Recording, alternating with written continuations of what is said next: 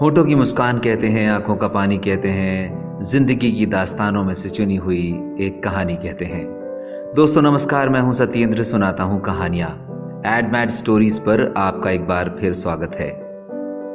आज की कहानी है सेंटा क्लॉज। कहानी है सत्येंद्र रावत की। तो आइए दोस्तों सुनते हैं कहानी सेंटा क्लॉज। क्रिसमस से जुड़े हुए कई टोटके हैं। सेंटा से कुछ मांगने के कई तरीके। कुछ ख्वाहिशें बिन मांगे पूरी हो जाती हैं, कुछ ख्वाहिशें अधूरी होने के लिए ही बनती हैं। दादू, हम सेंटा से कुछ भी मांगे मिल जाता है ना? नन्ही एंजल ने अपने दादाजी से पूछा। हाँ हाँ बेटा, सेंटा सबके लिए कुछ ना कुछ उपहार लेकर जरूर आते हैं। नन्ही एंजल अपने दादाजी के बाद अपने पिताजी से आकर बात करने लगी। चर्च कब चलोगे पापा? एंजल ने सैम से पूछा। चलेंगे। बस एक शब्द कहकर सैम चुप हो गया। मेरे नए कपड़े भी नहीं आए पापा? एंजल ने फिर धीरे से पूछा। आ जाएंगे, अब जाकर चुपचाप खेलो। सैम की तेज आवाज सुनकर मासूम एंजल रजाई में जाकर छुप गई।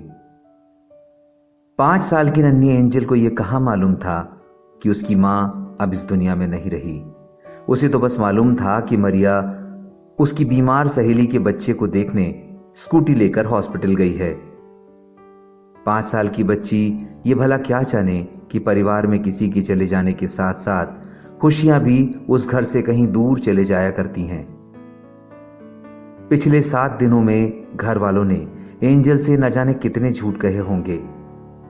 क्रिसमस के ठीक 1 सप्ताह पहले सैम और नन्ही एंजल को छोड़कर मारिया दूर सितारों में चली गई और तब से सैम दुखों के समंदर से बाहर आने का नाम नहीं ले रहा था।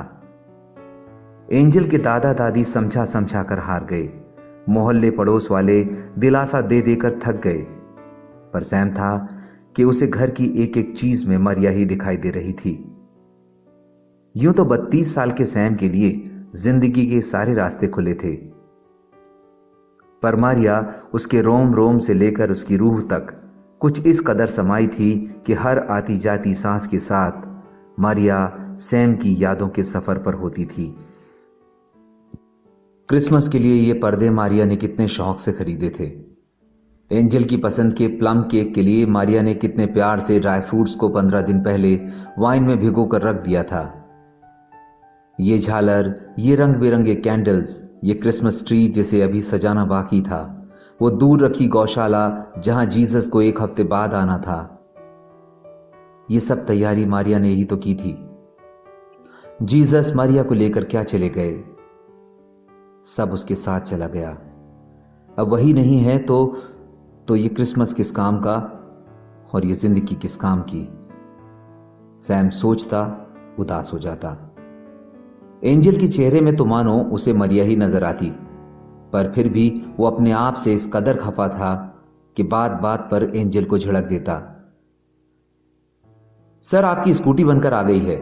घर के बाहर कुछ पुलिस वाले और इंश्योरेंस के लोग मारिया की स्कूटर लेकर आए थे।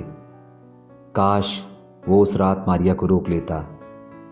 O negative. मारिया अपनी सहेली के बच्चे की जान बचाने के लिए खून देने गई थी। वो अपनी सहेली के बच्चे को तो बचा ले गई, पर उस रात किसी अनजानी कार ने मारिया की स्कूटी को पीछे से हिट कर दिया। एंजल ने बड़ी मासूमियत से पूछा, पापा, स्कूटी तो आ गई, मम्मा कब आएगी? किसी के पास इस सवाल का कोई जवाब नहीं था। इस मौन को पढ़ने में एंजल भी नाकाम थी। क्रिसमस के पहले की रात चर्च जाने को सब बेमन से तैयार हुए। एंजल सो चुकी थी। जीसस से कैसा शिकवा बेटा? हमारे लिए नहीं तो एंजल की खुशी के लिए चर्च चलेंगे। मां की इस बात को सैम टाल ना सका।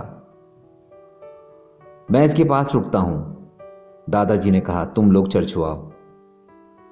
जाने का मन तो सैम का भी नहीं था, पर इस क्रिसमस में सैम भी जीसस से पूछना चाहता था आखिर उसकी प्रेयर्स में कहां और क्या कमी रह गई। देर रात सब चर्च से लौटे। बीते साल कैसे एंजल सैम और मरिया के साथ देर तक जागी थी, कैसे उसने कैरोल्स को अपनी टूटी फूटी जुबान में गाया था। सैम इन यादों के साथ लौटा और सोई हुई एंजल का माथा सहलाने लगा। सुबह हो चुकी थी। सारा शहर क्रिसमस की रंगीनियों में डूबा हुआ था। सैम के घर भी लोगों का आना जाना लगा हुआ था। हर कोई साथ बैठता, सांत्वना देता, हर कोई एंजल के बारे में पूछता। एक ही किस्म के जवाब दे देकर सैम मानो थक चुका था। एंजल कहाँ है पापा? आपने उसे देखा? सैम ने पिताजी से पूछा। सुबह से ही छत पर खेल रही थी, जाने क्यों नीचे आने का नाम नहीं लेती।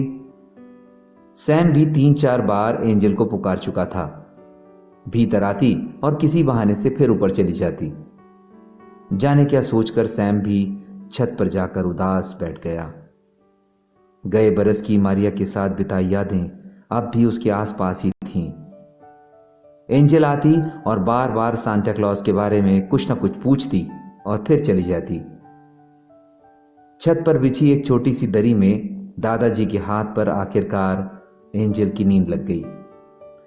ये मेरे साथ ही सो रही है, तुम्हें नीचे जाना है तो चले जाओ, दादाजी ने सैम से कहा। ऐसे कब तक दिन भर उदास बैठे रहोगे? अरे मैं कहता हूं एंजल के लिए कुछ केक वेक ले आओ। ये बात कई बार दादाजी सैम से कह चुके थे। अरे भाई, इसे नीचे उठाकर ले जाओ, अब मुझसे नहीं उठती। दादाजी ने एंजल को उठाकर नीचे ले जाने के लिए छत से किसी को आवाज लगाई। सैम ऊपर आया तो बड़बड़ा रहा था। पिताजी, आपने मेरा मोजा देखा? सुबह से ढूंढ रहा हूं, मेरा मोजा नहीं दिखाई दे रहा। ये लड़की भी ना मेरी सारी चीजों को तितर बितर कर देती है।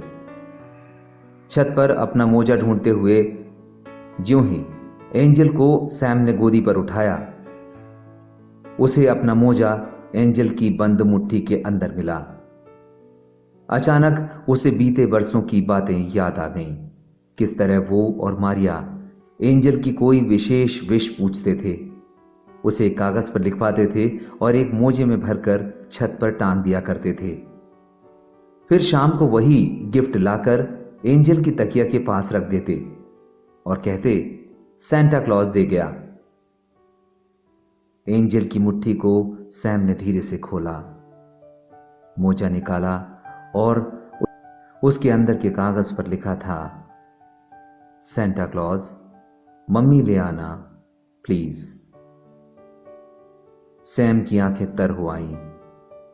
जीसस ने दुनिया की खुशियों की खातिर दुखों का सैलाब कंधे पर उठा लिया और मैं अपनी बेटी की खुशियों की खातिर गमों को ही अपने कंधे पर नहीं उठा पा रहा हूं। नन्ही सी एंजल को उसने अपने कंधे पर उठाया और धीरे से कमरे में ले आया। शाम को जब एंजल की आंखें खुली तो कमरे में धीमा म्यूजिक बज रहा था। मोहल्ले के काफी लोग घर पर जमा थे। प्लम केक बाजार से आ गया था। सेंटा मरिया तो नहीं लौटा पाए, पर मारिया एंजल के लिए जिन खुशियों को लाना चाहती थी वो खुशियां आ चुकी थीं।